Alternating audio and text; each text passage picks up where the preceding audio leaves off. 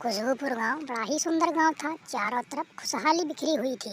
अच्छे अच्छे तालाब बने हुए थे, सुंदर सुंदर घर बने हुए थे। उसी गांव में एक गरीब माँ और बेटी रहती थी। वह बहुत ही गरीब थी, अपना जीवन यापन बड़े आराम से चला रही थी। पर गांव के ही कुछ लोग और लड़के उनकी इज्जत नहीं किया करते थे और कहते थे कि गरीब की कोई इज्जत नहीं होती। तो बेटी और माँ बड़े ही परेशान रहते थे। बेटी कहीं जाती थी तो उसको गाँव के लड़के छेड़ दिया करते थे। अरे माँ, हम गरीब हैं तो क्या हमारी इज्जत नहीं है?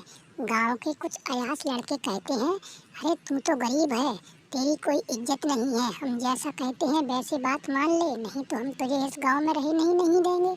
माँ, हमें क्या करना चाहिए? हमें कुछ ना कुछ तो इंतजाम करना चाहिए, नहीं तो गांव वाले हमें जीने नहीं देंगे।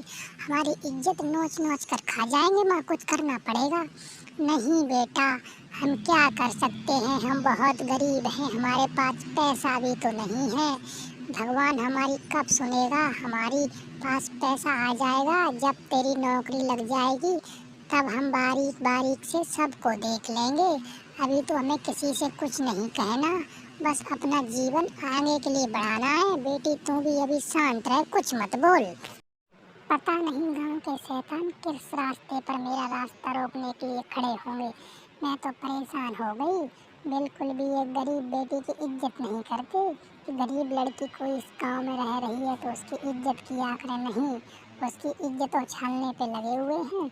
अभी कोई ना कोई मेरा रास्ता रोक के खड़े ही होगा। बाहर जाऊं तो परेशान, कहीं बाहर निकलूं तो परेशान। जीना हराम कर दिया मेरा इन लुच्चों ने। अरे पूनम, तू अब आ रही है। हम कब से तुम्हारा रास्ता देख रहे हैं। हर एक बार हाँ कर दे। गरीब है तू, गरीब बेटी की लड़की की कोई इज्जत नहीं होती। हम तेरी इज्जत बना देंगे, पैसे ही पैसे में तोल देंगे। हम जैसा कहते हैं वैसा कर ले। क्यों घबरा रही है? तेरे जलवे ही जलवे हो जाएंगे, चिंता ना कर मेरी जान। देखो राजू, तुम सुधर जाओ। रोज रोज मेरा रास्ता मत रोका करो, नहीं तो अच्छा नहीं होगा। क्यों इज्जत नहीं होती?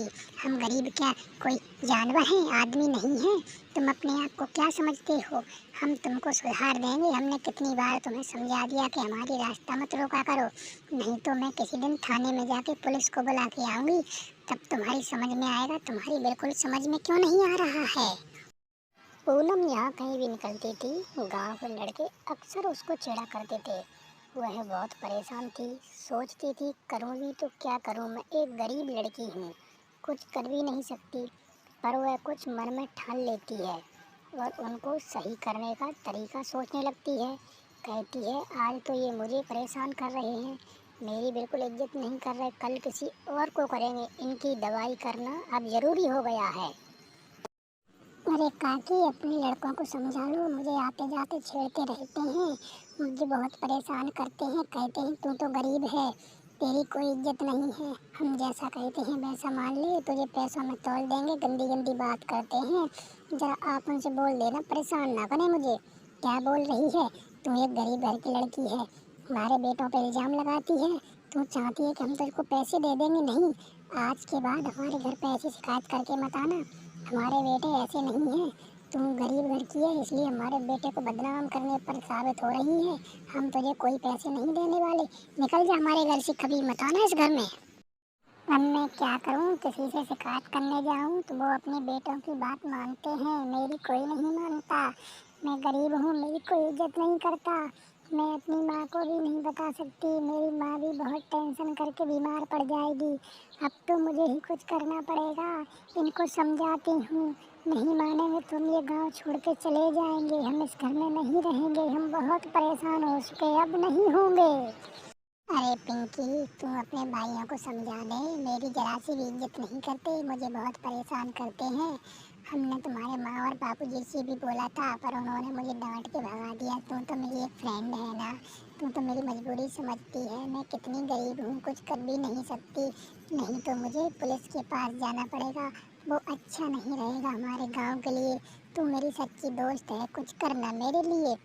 चिंता मत कर मेरी दोस्त पूनम, मैं सब सही कर दूंगी। मैं अपने भाइयों को बहुत अच्छे तरीके से जानती हूँ। वो बड़े निकम्मे और अयास एक नंबर के काम छोड़ते हैं। आज ही मैं उनको समझा दूंगी। अब तू चिंता मत कर, अब तुझे वह कभी परेशान नहीं करेंगे। तुम अपनी ज़िंदगी आराम से जी लियो। पिंकी घर जाते ही अपने भाइयों को अच्छी तरीके से समझा देती है और उन्हें छेड़ने की सलाह देती है। कहती है अब दोबारा नहीं छेड़ना, नहीं तो पुलिस के पास जाएगी वो और तुम्हारी खटिया खड़ी हो जाएगी।